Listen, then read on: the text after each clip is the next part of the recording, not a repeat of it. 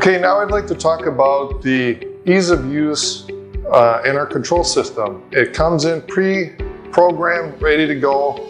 We can train your operators in about an hour. It's very easy to use. Let me show you how. Right now, I've got 2 carts in the system. Neither cart is activated, and I've got easy access. I can access and work on things. But now when I want to get the system running, I've got this reset the fence.